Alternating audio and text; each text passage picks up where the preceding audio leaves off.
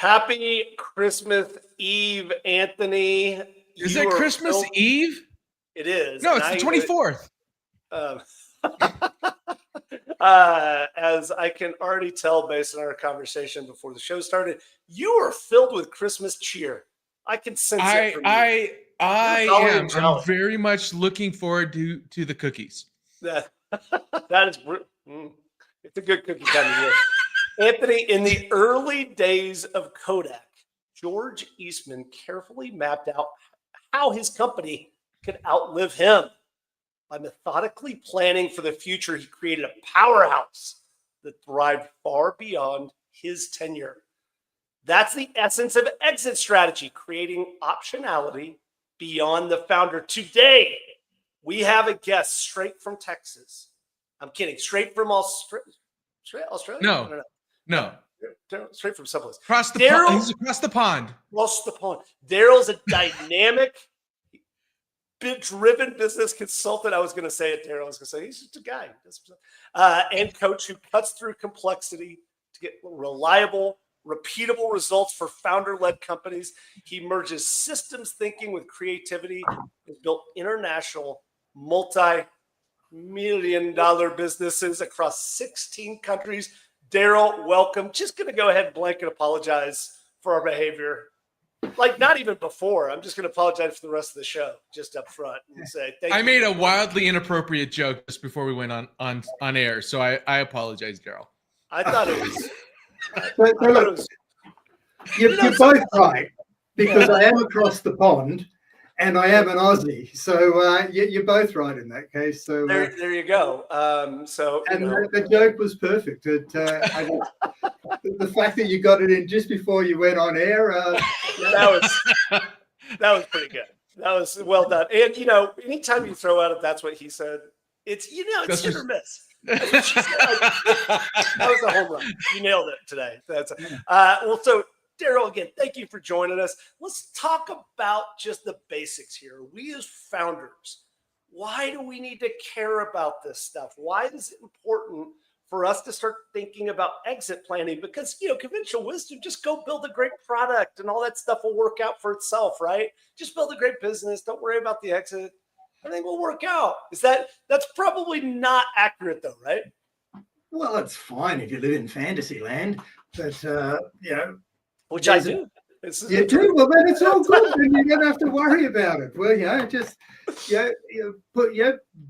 design your business, put your business plan in place. And again, with the fantasy, you write your business plan of the gazillions that you're going to build over the next 3 years, because it's all fantasy, right? And because it's on a spreadsheet, it must be right. So put your business plan in place. And because if the numbers all add up on the business plan on the spreadsheet, it's factual. It's not. 100%. Right. Exactly. So, there's no math. So why do we want to exit plan? Because, well, if we're a startup business, you got to begin with the end in mind. Stephen Covey gave us some great insights, and he said you begin with the end in mind. And when you know where you're headed, you got at least half a chance that you're going to get there, right? If we're not sure where we're going to go and we just put a plan together every year, or we're just responding to whatever happens day in, day out, the stress of our business, it makes our business really tough. And so if we know where we're going, it's like navigating a ship. We put a pin on the horizon, we can then head in that direction. We know where we're going, which is also really helpful if we're looking for funding. Because those who are looking for funding, they're coming in, they're going to go, right, what are you doing with this business? What's this big idea that I'm investing in? Like, where are you taking this? Or is it you just want a bit of cash flow to get you over the next hump, which I may or may not get a return on my investment.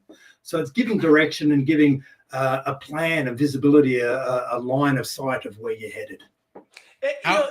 There's two of that, Chris. There's how, for investors, how am I going to get my money out? And for the owner, for you, it's what? Well, so let me state it this way: everyone exits their business. Every single person. That's a good point. Whether or not you have a say in how that happens, right? Is another story. Sorry, Chris, I interrupted you. That's all right. I just wanted let's just get this out up front, because there's a lot of stuff, and I think I've probably given this advice, which is No plan survives contact with the enemy. Even if you create a plan, it's gonna change. Why should I waste time and energy early on in a business? I don't really know what business is gonna be when it grows up. Well, you're right. No plan survives, the first, conflict with the enemy. And what is it? Mike Tyson says, everyone's got a plan till they get punched in the face. Right. Exactly. But if you've got no plan, you're not even in the ring to get punched in the face. So, we need to have some direction. We need to know where we're going. If we're just wandering around aimlessly, how do we find employees? What do we say they're joining? I want you to do this job and do my returns, or I want you to come and join this business because we're building this business and this is what we're trying to build here and this is our goals and aspirations. And if you want people to be good employees, you want them to know where they're going and they want to feel like they're part of something bigger than themselves rather than just showing up and being treated like a commodity. Come into my business, spend 8 hours a day and I'll pay you X amount of hourly rate. It all becomes very transactional in that scenario. So planning is part of the bigger picture that I see it. Yeah, look, no plan survives the first elements of battle. But you've got to know where you're heading. And then if something does happen, you can deviate, you can make alternative plans, you can duck and weave, but at least you know where you're going and you don't panic and get stuck. I have a provocative question for both of you, and I'll start with you, Darryl, which is if I, as a founder, if I start my company with the idea that I just want to sell it and just get rid of it, like I'm just trying to flip it. It's like buying a house to flip, right? I may or may not give this company everything it needs to be able to grow. Do you think that that's an accurate statement, or am I missing the point? I think, look, what you need to know is when you start the business, everyone starts the business. Entrepreneurs start their business because they reckon they've got a big idea. And the big idea is either we've got a new product, a new way to solve a problem, or we've got an existing way that we can solve a problem and we've got a new way to access a market. So they've got a big idea, so they've got energy in their passion. What you're talking about is successful companies. I've never founded any of those. Like, where you have a new company, new idea, or something like that. I usually just take old ideas, old markets, and it's also why. And just do more of the same. Right, yeah, exactly. That's it. Yeah, so you're just extending what's already there if you're taking over a business. But so there's different types of business owners, right? There are those who own businesses, and there are those who are entrepreneurs. And I'm splitting the difference. Business owners have got great skills and management, and they expand, and they'll organically grow, and they'll acquire, and they'll continually build a business based on the strategies that are already in place. Entrepreneurs start something from nothing with a seed of an idea and a whole lot of energy and push. But to touch on why do the exit planning, you've got to know if you're starting your idea, if you're starting this business to grow it, are you just going to hand it over to the kids? Are you hoping to just be in your local market, become established and have a good livelihood? Are you hoping to merge with other businesses and become pretty big in your state, in your territory, your region? Are you hoping to become a multi-generational family business? Are you hoping that some sort of PE or VC company will come in and drop a whole lot of cash because you've done something good and you can de-risk and then keep scaling and growing and use a bit of their IP and their management nous as well and their levers? There are so many different ways and directions that you can take a business, and they're all related to the type of exit or where the business is going to end up when you're finished. If you like with that range I just shared with you, each one of them you're going to run and build the business in different ways depending on where you're headed. So it's going to influence your annual business planning. Anthony, I'm going to rephrase this to you a little bit, because the world that we came from and when we came up as founders, really there was no talk about multi-generational companies. It was about starting a tech company, building it up, getting merged in with AOL or Google or things like that. And I think there's probably a miss on our part, right? I think that we didn't talk enough about long sustainable businesses. In your experience working with founders, have you found that, and have we sort of shortchanged ourselves as a founder community? Well, maybe you, I haven't. So thanks, Anthony. Appreciate it. No, I mean, the world What do you really think? kind of the world. Merry Christmas, everybody. No, I mean the world we got, the community we got involved in was startup founders in Denver, and very specifically, we were in a very like a 1% niche of that, which was startup founders looking for capital. The truth is, 99% of businesses bootstrap it, and a higher percentage of successful businesses are bootstrapped. So a very low percentage of our companies are looking to take on outside investment capital. So when you're talking about, I'm active in both startups that are looking for and not looking for capital. And when you look at family-run businesses that are potentially looking to transition to the second generation, only 3 of 10 actually have a successful transition to the second generation. So 70% of them don't, which means that you have to have first of all, it's good to have an exit plan, even if you're deciding to transition over to your son or daughter or somebody else in your family, because they need something you need to give them how to run the business. And the business also needs to be running efficiently for them to pick it up when you take off. But that plan also suits itself for when you don't transition to somebody in the family and you have to exit to an individual operator or private equity or strategic.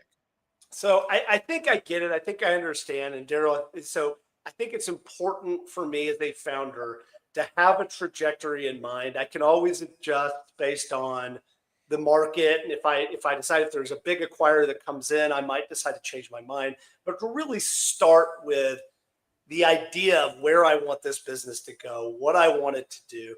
So I get it. It's important. So let's talk about how. What are the things that I need to, from the very beginning, as I'm starting to think about a company as a founder, as I'm starting to build this early product, as I'm starting to get early traction, what are those components that I need to start thinking about even in the first couple of years of my company? In terms of getting it ready to be exitable? Yeah, just those. What are the fundamentals that I need to start building in, knowing that, so I've got kind of a direction I want this to be. I want to sell this company in 10 years or something like that. Yeah. What are the things I need to start thinking about early? Yeah, so you've got a bit of a vision and you've gone, hey, look, we're heading in this direction. This is what we want the business to look like in 10 years' time. Scale and presence and reputation and size and what have you. So what do you need to put in place?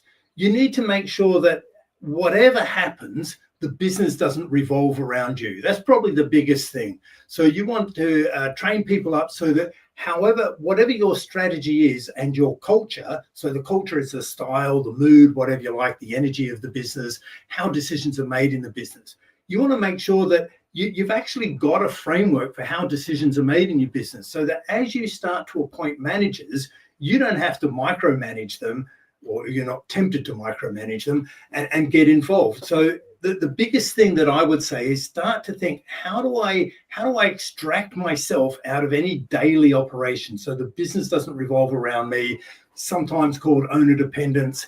And then how do you do that? Well, you just make sure that everything that happens in the business has some sort of map. People refer to systemizing a business, but you just need some sort of instruction, and the level of detail of the instruction, reflects the style and size of the business.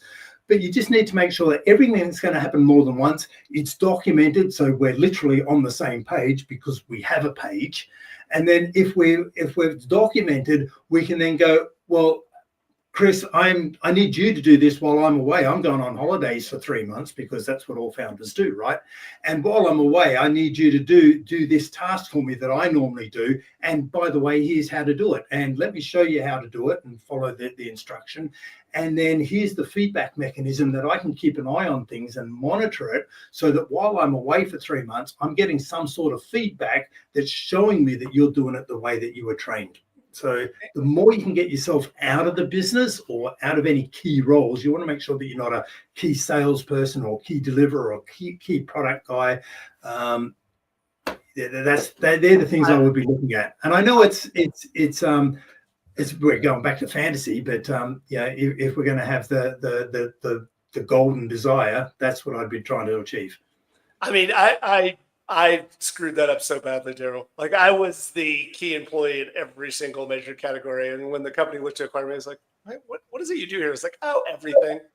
So, Anthony, like, that is true, right? Like, we have to pull ourselves back. We've got to start to delegate, but maybe even your experience with Effective, that can be incredibly painful because oftentimes you're not the person that really does, like, you're the driver, you're the creative force, you're the person that keeps the bar high. Like, Anthony, how did you approach that when you started to push that to, other people and started to delegate and started to try to remove yourself from those key roles? I did a terrible job of it. So I am inherently a player, not a coach. So I like to be on the field playing.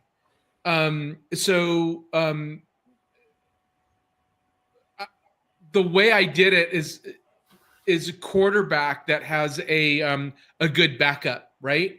And I would just purposefully hand the ball to my backup cornerback and then coach him through it and let them make mistakes. That was like the worst football analogy of all time. Like, you said you handed the ball to your backup cornerback. Come on, Anthony. Yeah, you let him let him run a couple plays, right? Yeah, it's quarterback. Well, you let them make quarterback so they feel better. Yeah, and then the offense gets sacked and everybody breaks their legs. It's terrible. But it was hard. Like, I will admit it's difficult. It is difficult to transition over. I've seen a lot of founders do it really well, where they slowly they'll work 80-hour weeks, then 70, then 60, then 50, and just kind of month by month start pulling back their hours and starting handing over. The hardest part is watching somebody else make a mistake that you wouldn't have made on your own and letting them fix it. It's almost like raising a child. It's a lot like raising a child. Yeah. Like, you're teaching your child something. I was teaching my son, he's 24. And we're doing something in the garage, a bit of a DIY project, and he hadn't done it before, and I wanted to show him how to, even at that age, and I know how capable he is, I really had to work hard to just tell him what to do and then step back and watch and not just take over, because I knew what to do. It'd be so much quicker if I did it. And that's exactly what I see business owners do it. And I get how really easy it is for me to sit here and just go, hey, look, you need to do this. You need to systemize your business, and you need to make sure that you're not in a key role. And that's said without any emotion. The thing is, you built your business from scratch. And when you build your business, you're the heart and soul. This is your baby. You've invested, as you say, 80 to 100 hours a week working this, investing in this. You know every single step of what happens along the way, and no one loves it as much as you do. No one's going to look after it and put the care into doing each of the tasks that are required as much as you do. But that limits its potential so much because you've got a scale of one. And if you want to grow the business, you need 10 people doing it, 80% as good as you. And all of a sudden, you're 8 times bigger at least with your capacity. And yeah, look, I really get how easy it is to say, but they're the things you need to do. And it takes some effort, and it won't happen overnight, and you need to drip feed it. But the biggest thing that I've seen working with entrepreneurs is when they get involved, they get to a point where they go, look, I need a marketing manager. So they'll go out and they'll recruit a marketing manager, and they go, hey, look, you've been a marketing manager before, come into my business and be a marketing manager. And they just step back and they let them go, and they're really disappointed in what's going on. And 3 months later, they jump in, they step in, they take over, and they go, you're hopeless. Like, you just can't get any good people anymore. And they complain to me, and they go, Darryl, you can't get good people. There's no good people around. And I go, yeah, I know. They're all looking for good leaders, aren't they? Yeah. And they go, what? Oh, zing. Yeah. But that's it. They didn't delegate. They abdicated. They just ran away, and then they just watched, waiting for them to mess up so they could jump in and save it, and put their underwear on the outside and be Superman and go in and save the day again. And it's how the business needs me. Yeah, it's an epidemic. I mean, and we've kind of talked about this a bunch, Darryl, on the show, which is oftentimes our own insecurities play themselves out in business format, and so much of the time we as founders do that. We try to play Superman because we want to feel needed. We want to feel important. We want to feel like we're the business saviors, etc. But what I hear you saying is that the answer to that is to build systems early and often in the company. So take me through some of those systems. What are just practically, as a founder, how can I start to do that? So I hear you document stuff. What else? Yeah. What other things can I do? So I can geek out on this because my first career was, and I studied mechanical engineering at uni.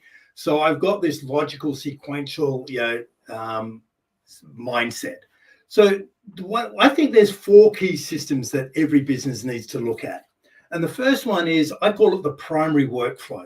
And that's and I look at the details of what needs to happen and then how to do each what, if that makes sense. So what needs to happen is we need to have a sales process. We need to have 1 or 2 sales calls with the person, and we need to have, then how do you have each sales call? What's the agenda you have in each sales call, etc. And that primary workflow covers from the sales conversation all the way through to invoicing the client. And you go, what needs to happen? And then what? And then what? And then you have a look at the tools that you need to do that each task is a what needs to happen. And just do it on a flow chart or jump on a whiteboard and get some post-it notes and move them around and go, well, I thought we did this next. No, then I did that. And you'll find out that everyone who's doing it is doing it slightly different. So you get it on a whiteboard, and then you agree and you go, okay, so here's our process. You get input from people who are actually on the ground as opposed to the founder who thinks they know what's going on. And you agree the process of what needs to happen.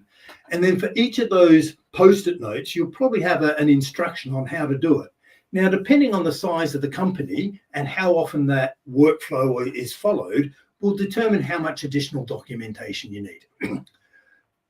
But with today's tools and things like AI and CRM and modern apps, you can automate the allocation of tasks from one person to the next, and the person can fulfill the task, and you can have all sorts of fulfillment systems, or I guess I'll call them, or evidence-based. Once you've completed the task, and you educate your people and go, once you've completed the task, you are effectively signing off saying, I've completed the task to our agreed way of doing things.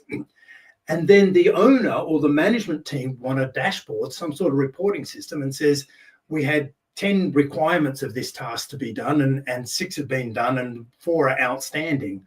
So you've got some sort of monitoring system on each place so that you can see that things are happening as they should be. And that's the first way of keeping people accountable. If you've got Chris or Anthony's, got 10 tasks in his queue and he's only done 6, and you should be doing 6 a day, well, what's the blockage? I can either have the attitude of carrot or the stick. I can want to go and hold him accountable and give him a good shake, or I can go, what's the problem? What's slowing this down? What can I do to help you go to the way which we thought we needed to go? And that's what we need to do is, the lights have gone out. Well, I mean, that's just because the lights are even bored with us talking. It's like, systems, absolutely. So we need that monitoring and feedback system to give, so we know we've got some sort of check-in of things that are happening. And I would just do it on one page. You don't need fancy systems, but your primary workflow from your sales through to invoicing your client, that's the one I do first.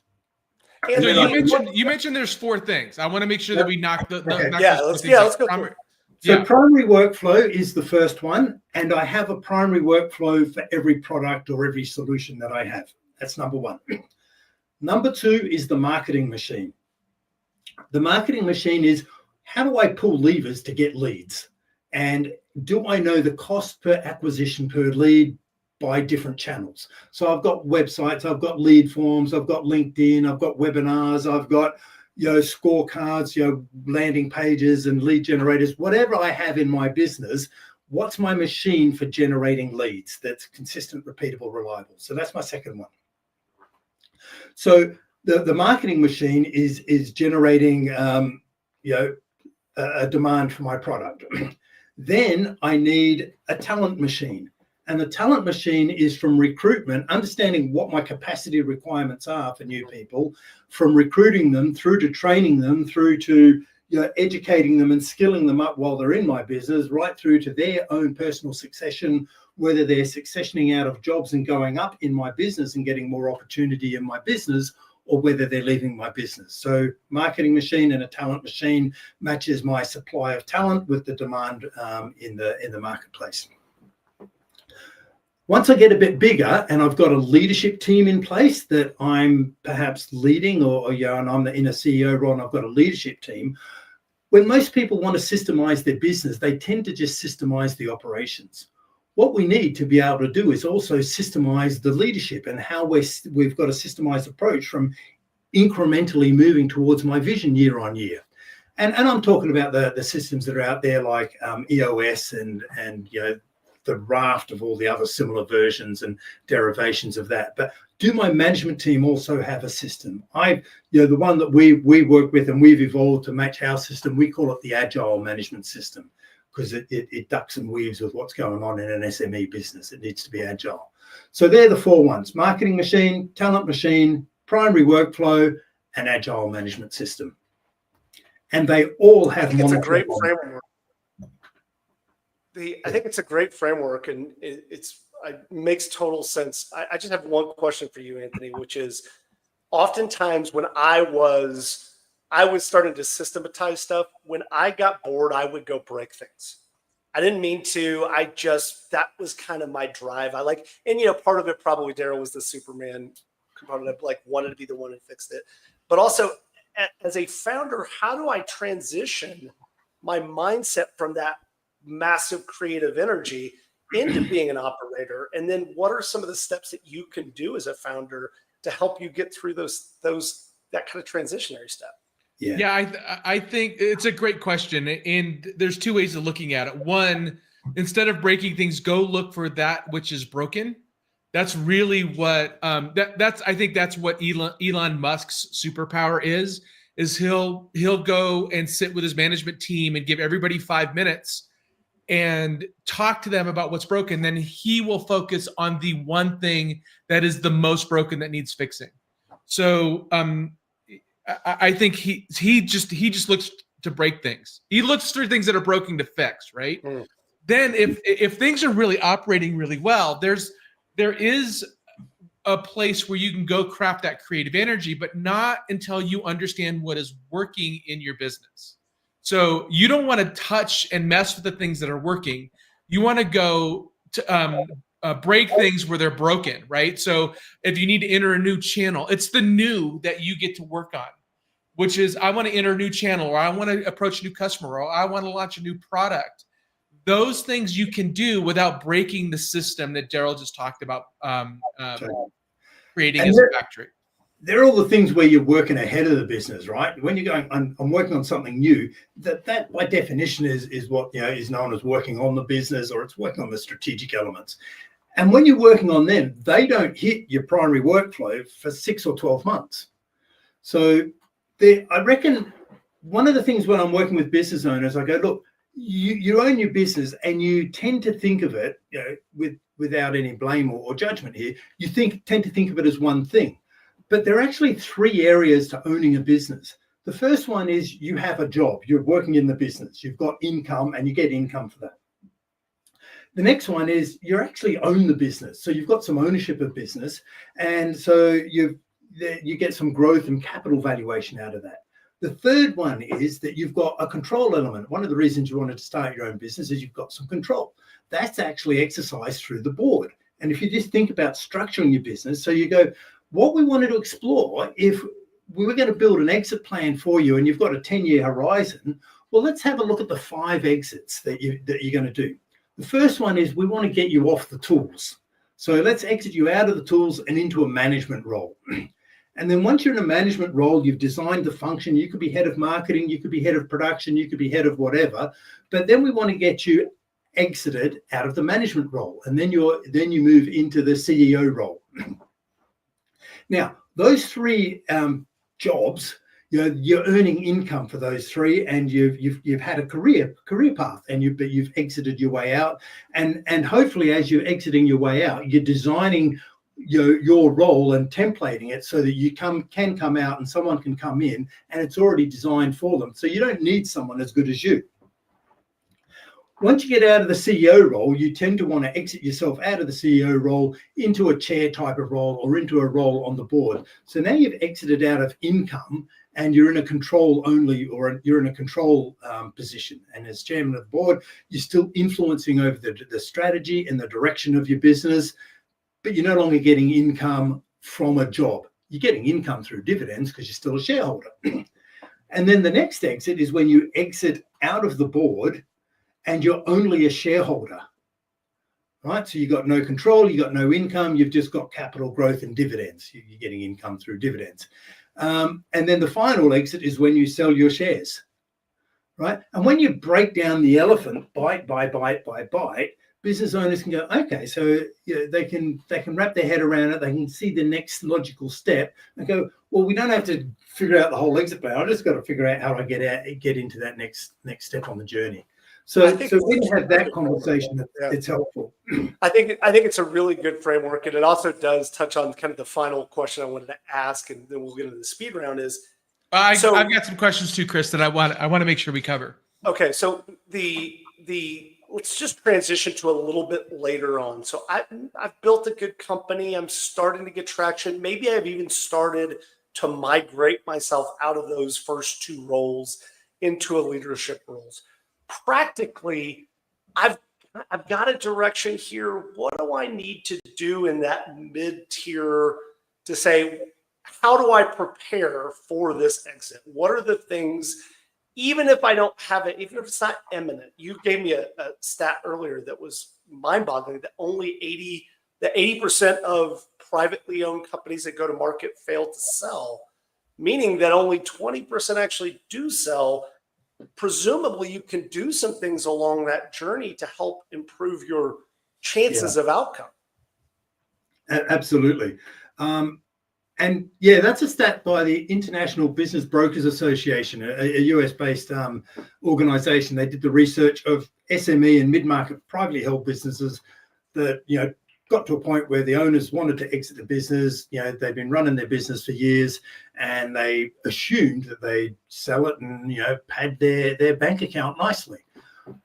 What it shows is that, as you say, 4 out of 5 don't even get a deal. Their business is so unattractive or so risky for the new owners that they just head for the hills. They go, there's no way I'm touching that with a 10-foot pole. Some of them, those 20% can get a deal. Now, some of those deals, it means that they're not as risky, and that could be down to size, or it could be a whole number of reasons, but they're not as risky. But there's still a lot of them in that 20% where the buyers are going, look, I'm interested in buying your business, but it's a bit sketchy. I can't see how I'm going to get the money without you. So I need you to be involved, Mr. or Mrs. Owner, to help me get my return on investment. And depending where you are in the world, we'll call it an earnout or golden handcuffs or what have you. But earnout agreements and entrepreneurs are like oil and water. They just don't mix, right? And I've seen so many business owners and entrepreneurs go, yeah, I can work for this new guy for 3 years. But then the goalposts move. As soon as you no longer own the business because you sold the business, so you don't call the shots, and then the goalposts move. So they make it hard for you to actually achieve some of your earnout targets. Or there are other things, or now that you're working for someone else and you've been self-employed, you've been calling the shots for the last 10, 20 years, a lot of them really struggle to make the transition, and they just walk away and they leave a whole lot of money on the table. So what do you do to avoid that? So we talked about systems and demonstrating, and that's why I talked about having monitoring systems in place, monitoring, showing that your systems are working. That's probably the biggest thing, or one of the biggest things you can do to make your business more attractive to be sold. One of them is you need to get to a certain size. You probably, if you've got 2 million EBITDA, you're well on your way to having a business that is sellable and can be really attractive to get a good deal. And part of that is you've got a whole lot of people in the business. And once you get to that size, you've got a management team in place. You've probably got some systems. You've got some documented structure. You're all on the same page because, again, the page is documented and written down somewhere, so you're on the same page. You've diversified your clients, you've diversified your suppliers, so you haven't got too many of them. You haven't got 20 or 30% of your clients, the revenue all coming from one client. We talk about systems, we talk about structures, we talk about everyone knowing what's expected of them and everyone knowing what the performance is. You've got a brand in the marketplace, anything that can demonstrate that the revenue is not dependent on you as the owner is going to be something that'll make your business worth more and easier to sell. I think you brought up two really important things. One, so I want to dive a little bit deeper into this notion of quality of earnings, right? And you mentioned a little bit of it. No more than 20% of your revenue comes from a single client. Is one of those, right? Is one of those things that that the revenue's. Yep. The revenue's not risky. So you also talk a little bit more about what quality of earnings means and how you can plan for making your revenue less risky. So I've got a tool that I use. I call it the 7 levers for building the valuation. And the first one looks at the revenue. And the revenue, so part of it is it's not all coming from one source. If you've got all your revenue contracted, sweet. That's going to be really more attractive because it's not at risk.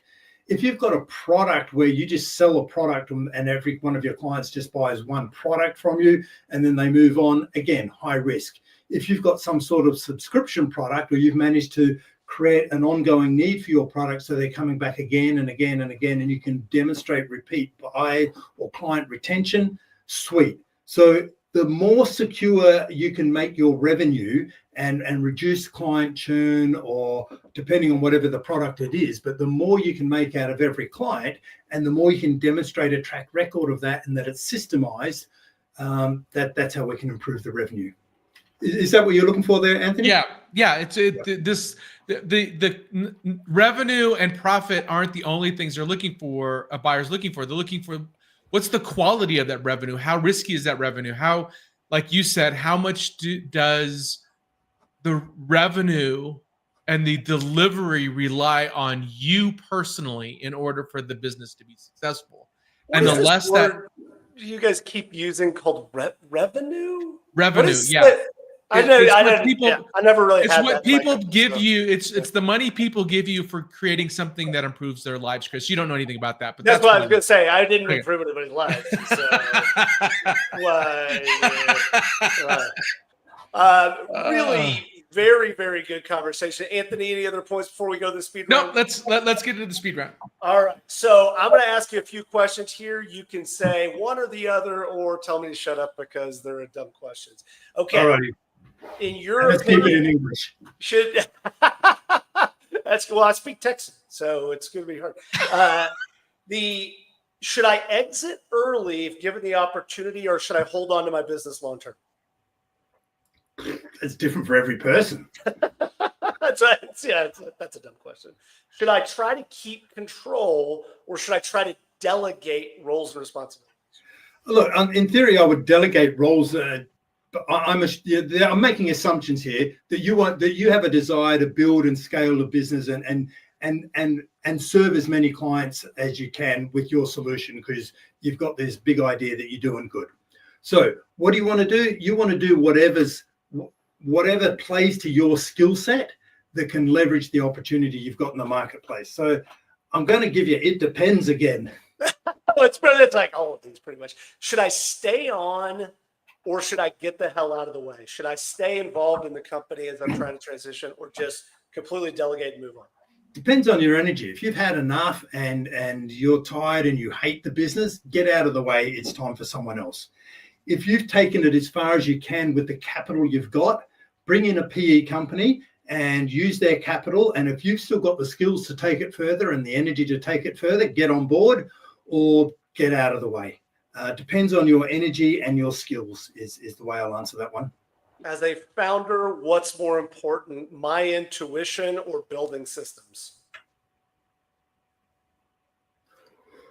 Oh. I stumped him on a speed round. This is great. I've seen people talk intuition and they're being so far off the mark, it's hilarious. I've seen people be very intuitive, and it's scary how accurate they are and how intuitive they are and how they trust their gut and how it works for them. So why were you staring at Anthony track record. when you said intuition? Track record. Yeah. How has your gut served you in the past? Right. That is right. Which is, I've gotten every presidential election that I've said prognostic, like I've been like, oh, who's going to win? I've gotten them wrong for the last 18 presidential cycles, so probably shouldn't trust my gut as much. So you're the Kramer of presidential elections. Exactly. I'm just generally bald Kramer in life. Anthony, what did you learn? What's our takeaway for founders? All right, so the bumper stickers I have. So first of all, everyone exits, so you might as well plan for your exit rather than let the exit happen to you. The thing you should be thinking about is, how do I work my way out of my job? That's the fundamental thing about exit planning. How do I extricate myself out of the business? One thing we didn't really talk about, but I think is obvious, is you need to keep your books pristine. Yeah. Simple, not confusing, understandable. Invest in that CPA and fractional CFO if you need to, but your books need to look really clean and really boring, essentially. Focus on revenue quality. We talked about quality of earnings. And then I'll go over the four things that Darryl mentioned about systematizing the business. Understand your primary workflows and what needs to happen next and how, and monitoring that. Develop a marketing machine, so systematize marketing. Develop a talent machine, systemize talent, recruitment, training, and upskilling. And then treat leadership as a craft, not just for you, but the leaders that you have in the company. The one last thing that I'll say on this is a lot of business owners will start and exit one business, which puts you at a disadvantage. So the Chinese proverb, to know the road ahead, ask those coming back. Go find people that have exited multiple businesses. Darryl's one, I'm one. Chris, you've done that. So find people to talk to that have done it and been there to help you navigate what areas you're not going to screw up. I'll just tell you how to do it, how to not do it wrong. I don't know how to do it right. I just here's the things you don't want to do is a good start. Pretty a couple of deep dive recommendations, and then Darryl, I want to hear how we can get in touch with you and learn more. There's a couple of good ones. How early should you start planning for your business exit by first round review? And there's a really good podcast that I've actually listened to this one. How I Built This. There's an episode on post-exit transitions by Guy Raz. Really good episode talking about getting yourself mentally prepared for that. Darryl, great conversation. We so appreciate it. How can we get in touch with you? You mentioned a couple of places. One of the websites is yourbusinesssellable.com, I think is the landing page. How else can we find information, and how else can we learn the stuff that you know? Yeah. So best way, if you have a look at my name, I'm the only person on the planet with that name. So you search that name, you're going to find me any way you need. LinkedIn, I'm active on LinkedIn, so that's the best place to find me. And yeah, we have the business sellability score. So if you search business sellability score, it's a free quiz and it's just 30 questions. It'll just take you 2 or 3, 4 minutes. Answer those questions and you'll get a report and insight as to the state of how sellable your business is now. And you'll start to see what you need to do to de-risk it, make it more attractive. Talked about systems, talked about getting your quality of earnings clean. And we start and go have a look at all the other things you need to look at: your branding, your positioning, your marketing machines, your governance, all those things that we just didn't have time to go into today. Awesome conversation. We so appreciate it. By the way, Anthony, did you know that I'm one of 25 Chris Frankses, including a professional bass fisherman? There's a bass fisherman named Chris Franks. Yeah, there's a lot of Chris Franks on LinkedIn. Yeah, there's a professional soccer player too, which I think is cool. But there is one other famous Anthony Franco, and he's a fashion designer.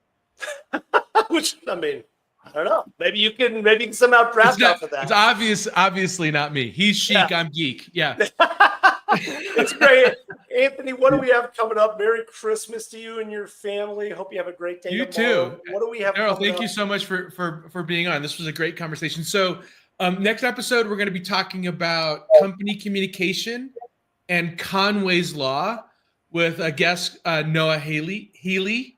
I want to remind, first of all, thank you everybody for watching. If you're tuning in on Christmas Eve with us, have a happy holiday. Otherwise, don't. It's behind you, and I hope it was. I hope it was great.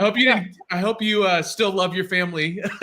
Right. Yeah. I hope the conversations weren't that awkward. Really. There's always next year. There's always next year. Thank you so much for tuning in. Remember to follow us. Go to howtofounder.com. Follow us on YouTube, Spotify, Apple Pod, wherever you listen to podcasts, you're going to be able to find us. And with that, Darryl, again, thank you so much. Chris, we'll talk to you soon. Peace out, guys.